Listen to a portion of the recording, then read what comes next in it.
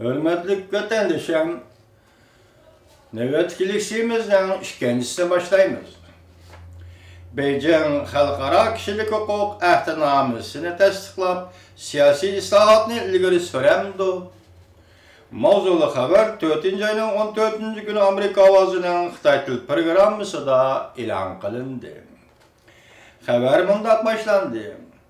Washington, Şangal matbuatlarının yakında haber kılışı asaslanganda, Cumhur hükümeti däl şu kunlarda fuqarolar huquqi ve siyasi hukuk xalqaro ahdnamesini tasdiqlab, yo'lga qo'yishga tayyorlik qilyotdi. Bu xalqaro ahdname 53 moddalik mazmunni o'z ichiga oladi.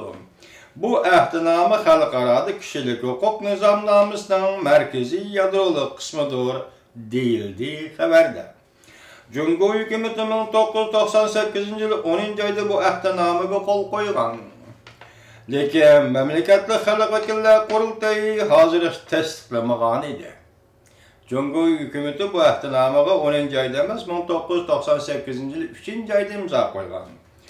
Xalq vakillar qurultayi hozirgacha tasdiqlamagan edi. Tahlilchilar mundaq hisobladi. Fuqarolar huquqi va siyosiy huquq xalqaro ahdnamesini tasdiqlash Cumhurda kishilik huquq va demokratiyaning ilgirlashida bir namoyanda bo'lib qoladi. Oxiri kelib siyosiy islohot elib berishga besim paydo qiladi.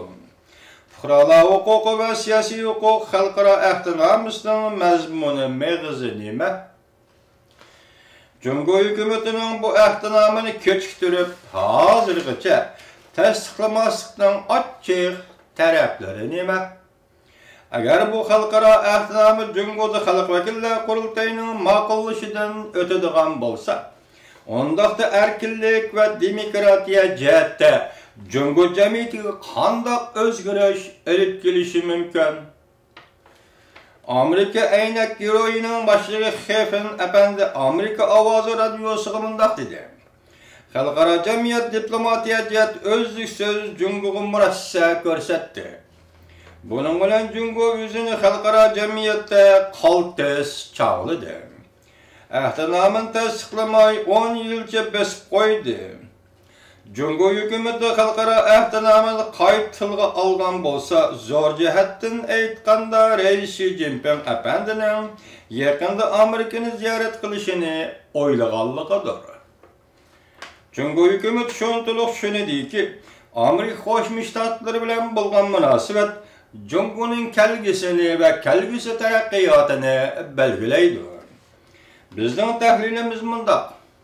Ahdnamen tasdiqlash Amerika boshchiligidagi G'arb dunyosining Cumhur bilan uchrashuv siyosatining yana bir g'alabasidir.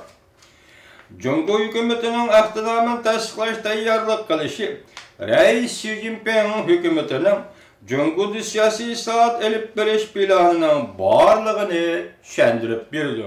Biz bu to'g'rida bundan keyin texmi ilgirlagan holda to'xtalamiz.